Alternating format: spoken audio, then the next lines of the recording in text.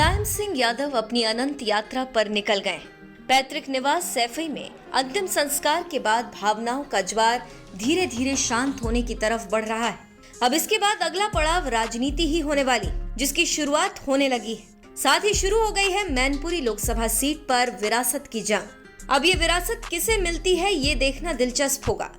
अगर अखिलेश केंद्र की राजनीति में वापसी करने की चाहत रखेंगे तो हो सकता है कि पिता की सीट से वे एक बार फिर मैदान में उतरें।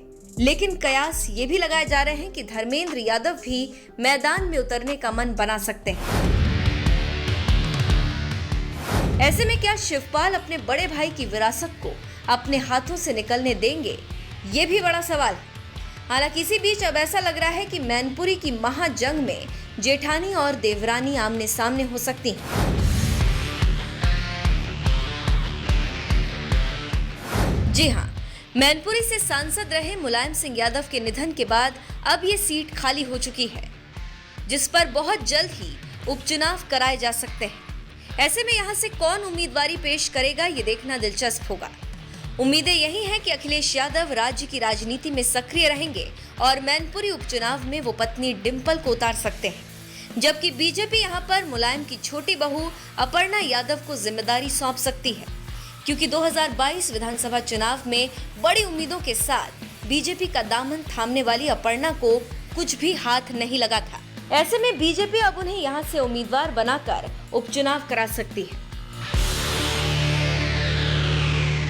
वहीं अगर ऐसा हुआ कि समाजवादी पार्टी डिंपल को और बीजेपी अपर्णा को उपचुनाव लड़ाती है तो फिर जेठानी देवरानी की जंग देखने को मिलेगी।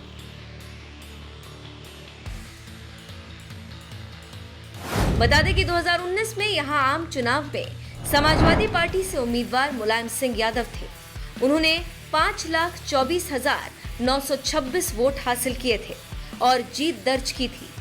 बीजेपी के प्रेम सिंह शाक्य को 4,30,537 वोट मिले थे। मुलायम सिंह यादव यहां 94,389 वोट के भारी अंतर से विजयी हुए थे। फिलहाल अब मुलायम की बड़ी बहू डिंपल और छोटी बहू अपर्णा यहां से चुनावी हुंकार भर सकती हैं। डिंपल जहां अपनी दावेदारी पेश कर सपा का गढ़ बचाने का प्रयास करेंगी, तो वहीं अपर्णा भी बीजेपी को जीत दिलाने के इरादे से ही उतर सकती है।